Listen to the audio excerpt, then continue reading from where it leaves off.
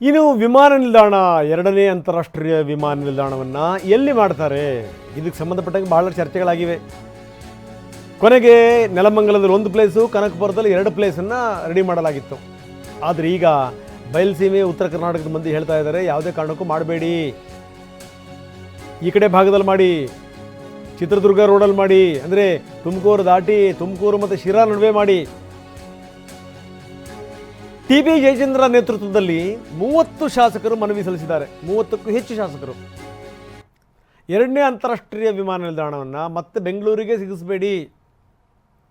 ಡಿ.ಕೆ. ಶಿವಕುಮಾರ್ ಈ ವಿಚಾರಕ್ಕೆ ಸಂಬಂಧಪಟ್ಟಂಗೆ ಭಾಳ ಉತ್ಸುಕರಾಗಿದ್ದಾರೆ.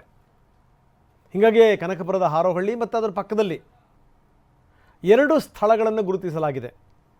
ಒಟ್ಟು 3 ಸ್ಥಳಗಳು, ಅಂದರೆ ನೆಲಮಂಗಲವೂ ಸೇರಿಕೊಂಡಂಗೆ. ಇದರ ವಿವರಗಳನ್ನು ಈಗಾಗಲೇ ಕೊಟ್ಟಾಗಿದೆ, ಕನ್ಸಿಡರ್ ಆಗಬೇಕು. ಅಭಿ, ಸೈಟ್ ತಗೊಳ್ಳೋದು ಬೆಟರಾ ಅಥವಾ ಅಪಾರ್ಟ್ಮೆಂಟ್ ತಗೊಳ್ಳೋದು ಬೆಟರಾ? ಚಿಂತೆ ಯಾಕೆ, ಒಬ್ಬ ರಿಯಲ್ ಎಸ್ಟೇಟ್ ಎಕ್ಸ್ಪರ್ಟ್ ಜೊತೆ ಮಾತಾಡು. ಹೌದಾ? ಹೇಗೆ? ಬಾಸ್ ವಾಲಾ ಬಿ ದ ಬಾಸ್. ಶಿರಾದಲ್ಲಿ ಏನಾದರೂ ನೀವು ಮಾಡಿದ್ರೆ ಹೆಲ್ಪ್ ಆಗುತ್ತೆ. ಯಾಕಂದರೆ ಅಲ್ಲಿ ಈ ಚೆನ್ನೈ ಹೈವೇ ಕೂಡ ಹಾದು ಹೋಗಿದೆ, ಹಾಗಾಗಿ ಹೆಲ್ಪ್ ಆಗುತ್ತೆ. ದಯವಿಟ್ಟು ನೀವು ಬೆಂಗಳೂರಲ್ಲೇ ಮಾಡಬೇಡಿ. ಈ ಕಡೆ ಬಯಲುಸೀಮೆ ಉತ್ತರ ಕರ್ನಾಟಕದ ಭಾಗದ ಶಾಸಕರು ವಿರೋಧ ವ್ಯಕ್ತಪಡಿಸಿದ್ದಾರೆ.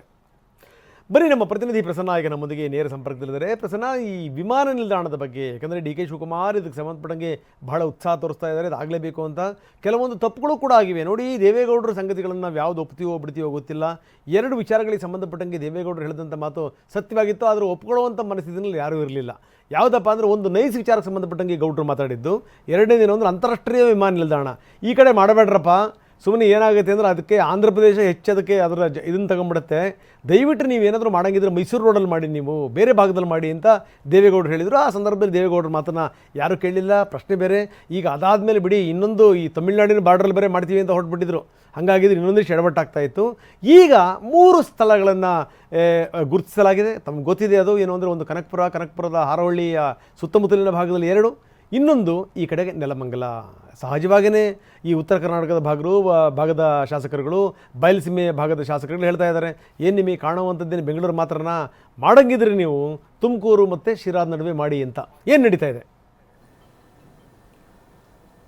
ರಂಗನಾಥ್, ರಾಜ್ಯದಲ್ಲಿ 2ನೇ ಅಂತಾರಾಷ್ಟ್ರೀಯ ವಿಮಾನ ನಿಲ್ದಾಣ ಸ್ಥಾಪನೆಗೆ ಇದೀಗ ಸರ್ಕಾರ ಮುಂದಾಗಿರುವಂಥದ್ದು ಎಲ್ಲೋ ಒಂದು ಕಡೆ ಮತ್ತಷ್ಟು ಹೊಸ ವಿವಾದಗಳನ್ನು ಹುಟ್ಟು ಹಾಕ್ತಾ ಇದೆ.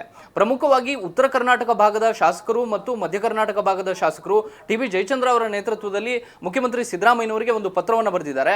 ಈಗಾಗಲೇ 3 ಸ್ಥಳಗಳನ್ನು ಮೂಲಸೌಕರ್ಯ ಅಭಿವೃದ್ಧಿ ಇಲಾಖೆಯವರು ಗುರುತು ಮಾಡಿರುವಂಥದ್ದು. ಅದು ಕನಕಪುರ ರಸ್ತೆಯಲ್ಲಿ 2 ಸ್ಥಳ ಮತ್ತು ನೆಲಮಂಗಲ ಕುಣಿಗಲ್ ಭಾಗದಲ್ಲಿ ಇನ್ನೊಂದು ಸ್ಥಳ. ಒಟ್ಟು 3 ಸ್ಥಳಗಳನ್ನು ನಿಗದಿ ಮಾಡಿ ಅದಕ್ಕೆ ಕೇಂದ್ರಕ್ಕೆ ರವಾನೆ ಮಾಡಲಾಗಿದೆ. ಕೇಂದ್ರ ಅಧಿಕಾರಿಗಳ ತಂಡ ಬಂದು ಪರಿಶೀಲನೆಯನ್ನು ಕೂಡ ನಡೆಸ್ತಾ ಇದೆ. ಇಂಥ ಸಂದರ್ಭದಲ್ಲಿ ಈ ಭಾಗವನ್ನ ಬಿಟ್ಟು ಶಿರಾದಲ್ಲಿ ಅಂತಾರಾಷ್ಟ್ರೀಯ ವಿಮಾನ ನಿಲ್ದಾಣವನ್ನ ಸ್ಥಾಪನೆ ಮಾಡಿ ಅನ್ನುವಂತಹ ಆಗ್ರಹವನ್ನ ಶಾಸಕರು ಮಾಡ್ತಿದ್ದಾರೆ. ಅದಕ್ಕೆ ಒಂದಷ್ಟು ಪ್ರಮುಖವಾದ ಕಾರಣಗಳನ್ನ ಕೊಡ್ತಾ ಇದ್ದಾರೆ. ಒಂದು, ಭೌಗೋಳಿಕವಾಗಿ ಉತ್ತರ ಕರ್ನಾಟಕ ಭಾಗದ ಜನತೆಗೆ ಅನುಕೂಲ ಆಗುತ್ತೆ ಮತ್ತು ರಾಷ್ಟ್ರೀಯ ಹೆದ್ದಾರಿ ಅಲ್ಲಿ ಹಾದು ಹೋಗಿರೋದ್ರಿಂದ ಉತ್ತರ ಕರ್ನಾಟಕದ ಸುಮಾರು 20ಕ್ಕೂ ಹೆಚ್ಚು ಜಿಲ್ಲೆಗಳಿಗೆ ಅಲ್ಲಿ ಅಂತಾರಾಷ್ಟ್ರೀಯ ವಿಮಾನ ನಿಲ್ದಾಣ ಆಗಿದ್ದೆ ಆದರೆ ಕೇವಲ ಜನರ ಓಡಾಟಕ್ಕೆ ಮಾತ್ರವಲ್ಲ, ಕಾರ್ಗೋ ಫೆಸಿಲಿಟಿಗೂ ಕೂಡ ಅಲ್ಲಿ ಅನುಕೂಲ ಆಗುತ್ತೆ. ಈ ರೀತಿಯ ಕಾರಣಕ್ಕೋಸ್ಕರ ನೀವು ಅಲ್ಲಿ ಶಿರಾ ಮತ್ತು ಚಿತ್ರದುರ್ಗ ಭಾಗದಲ್ಲಿ ಅಂತಾರಾಷ್ಟ್ರೀಯ ವಿಮಾನ ನಿಲ್ದಾಣವನ್ನು ಮಾಡಿದ್ದೆ ಆದರೆ ಬಹುತೇಕ ಉತ್ತರ ಕರ್ನಾಟಕ ಭಾಗದ ಅಭಿವೃದ್ಧಿಗೆ ಹಲವು ಬಾರಿ ಕಡೆಗಣನೆ ಆಗ್ತಾ ಇದೆ. ಮತ್ತೆ ದಕ್ಷಿಣ ಕರ್ನಾಟಕನೇ ಮತ್ತೊಂದು ಅಂತಾರಾಷ್ಟ್ರೀಯ ವಿಮಾನ ನಿಲ್ದಾಣ ಹೋಗಿದ್ದೆ ಆದರೆ ಅದು ಭೌಗೋಳಿಕವಾಗಿಯೂ ಕೂಡ ಸೂಕ್ತವಾದಂತಹ ಸ್ಥಳ ಅಲ್ಲ ಅನ್ನುವಂತಹ ಒಂದಷ್ಟು ಅಂಶವನ್ನ ಪತ್ರದಲ್ಲಿ ಪ್ರಸ್ತಾಪವನ್ನ ಮಾಡಲಾಗಿದೆ.